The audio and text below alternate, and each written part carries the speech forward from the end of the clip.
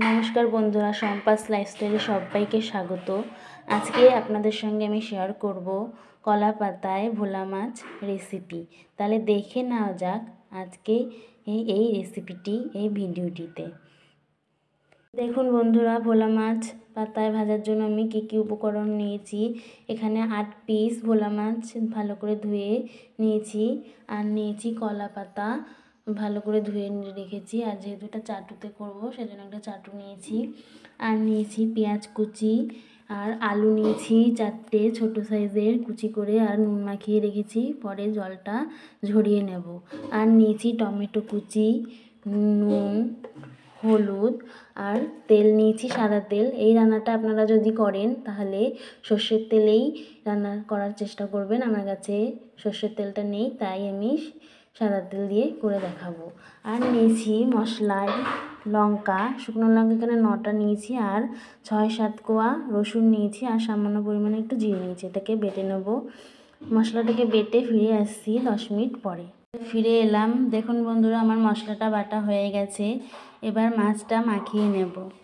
দেখুন বন্ধুরা, আমি মশলাটা মাছের মধ্যে দিয়ে দিয়েছি, আর দেব এর মধ্যে আলুগুলোকে ঝরিয়ে নিয়েছি। এই আলুগুলোকে এখন দিয়ে দেব। নুনটা দিয়ে মাখানোর পরে আলুগুলোকে শুধু ঝরিয়েই নিয়েছি, ধুইনি, কিন্তু ধোয়া ছিল। আলুগুলোকে দিয়ে দিলাম। এবার এর মধ্যে দেবো টমেটো কুচিটা, আর দেবো এই যে পেঁয়াজ কুচিটা। এই যে পেঁয়াজ কুচিটা দিলাম, আর দেবো পরিমাণ মতন হলুদ। আর নুনটা আপনারা বুঝে দেবেন, কারণ আমি আলুতে নুনটা দিয়ে জলটা ঝরিয়ে নিয়েছি, সেজন্য আর বেশি নুন দিলাম না, অল্প নুন দিয়েছি। আর দেবো তেল। এখানে আপনারা চেষ্টা করবেন সর্ষের তেলটা দেওয়া। সর্ষের তেলটা দিলে বেশি ভালো হয়, সাদা তেলটা দিলেও ভালো হয়। আমার মনে হয় সর্ষের তেলটা দিলে বেশি ভালো হয়। আমার এখন নেই তেলটা, সেজন্য আমি এখানে দিয়ে দিলাম সাদা তেল। এবার এগুলোকে ভালো করে মাখিয়ে নেব। মাখিয়ে নিয়ে ফিরে আসছি 5 মিনিট পরে। 5 মিনিট পরে ফিরে এলাম বন্ধুরা। দেখুন, এবার মাছগুলোকে কলা পাতায় দিয়ে দেব। তার জন্য আমি এই নিচে চাটুটা বসিয়ে নিয়েছি, এর উপরে কলা পাতা। দেখুন, কলা পাতাটা অনেক বুড়ো টাইপের কলা পাতা। এই ধরনের কলা পাতা আপনারা নেন, তাহলে আপনাদের আর বেশি কলা পাতা ইউজ করতে হবে না। এতে এই কলা পাতার মধ্যে এবার আমি একটু তেল মাখিয়ে নেব।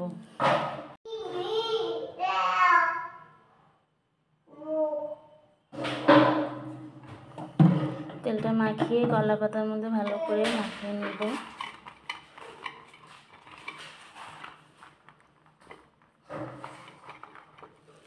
এবার একে একে মাছগুলো এর মধ্যে বসিয়ে দেব।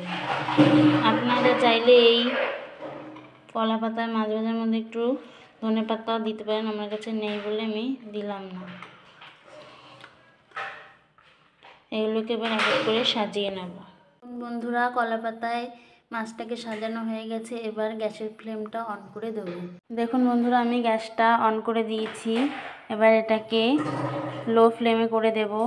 এইভাবে 15 মিনিট পর্যন্ত এটাকে ভেজে নেব। এইভাবে ঢাকনাটা দিয়ে দিচ্ছি, মাঝে মাঝে একটু দেখতে হবে কি হলো। 15 মিনিট পরে আমি ফিরে আসছি। বন্ধুরা, 15 মিনিট পরে ফিরে এলাম। দেখি কি হলো মাছের অবস্থা। দেখুন বন্ধুরা, আমি আগে এই পাতাগুলোকে মুড়ে মুড়ে ঢেকে দিয়েছিলাম, একবার দেখেছিলাম, নাহলে এই মশলাগুলো সব বেরিয়ে যাওয়ার জন্য। দেখুন বন্ধুরা, কত জল বেরিয়েছে। দেখুন বন্ধুরা, আর ঢাকনা চাপা দেব না। এবার মাছটাকে এমনি লো হিটেই ভাজতে দেব আরও 10 মিনিট। 10 মিনিট পরে ফিরে এসে দেখছি মাছটা কী অবস্থা হলো। দেখুন বন্ধুরা, 10 মিনিট পরে ফিরে এসেছি। মাছের জলটা অনেকটাই টেনে গেছে, আর একটু টানবে, সেজন্য আরও 5 মিনিট মাছটাকে আমরা ভেজে নেব। 5 মিনিট পরে আবার ফিরে আসছি। বন্ধুরা, 5 মিনিট পরে ফিরে এলাম। মাছ ভাজাটা দেখুন, জল যা ছিল শুকিয়ে গেছে। আমি আর 5 মিনিট এটাকে একটু ভেজে নেব। 5 মিনিট পরে ফিরে আসছি। মিনিট পরে ফিরে এলাম। দেখুন বন্ধুরা, মাছ ভাজাটা এক পিঠ ভাজা হয়ে গেছে। এবার এই পাতাটা আমি একটা প্লেটের ওপর তুলে নেব। দেখুন বন্ধুরা, আমি একটা প্লেটে মাছটা তুলে নিয়েছি। এবার এই মাছটার উপরে একটা পাতা দেবো, যে পাতাটা পিঠে দেবো সেই পাতাটা দিয়ে দিলাম। এবার এই পাতাটার উপরে আর একটা থালা চাপা দিয়ে দেবো। এবার এটাকে উল্টে নেব। দেখুন বন্ধুরা, পাতাটা দিয়ে উল্টে নিয়েছি। এবার এইটাকে আবার গ্যাসে বসিয়ে দেব।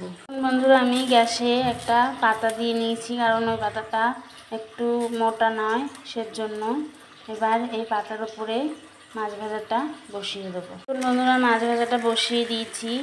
গ্যাসের ফ্লেমটা কিন্তু একদম লো করেই রাখতে হবে। আমি ওই এক পিঠ মাছ ভাজাটা 35 মিনিট ধরে 15 মিনিট 10 মিনিট 5 মিনিট করে 35 মিনিট ভেজে নিয়েছিলাম। এই মাছ ভাজাটাকে আমি 15 মিনিট ভাজবো, তারপরে ফিরে আসবো। তারপরে যদি আরও ভাজতে হয় তাহলে আরও ভেজে নেব। ফিরে আসছি 15 মিনিট পরে। বন্ধুরা, 15 মিনিট পরে ফিরে এলাম। দেখি মাছটা কি হলো।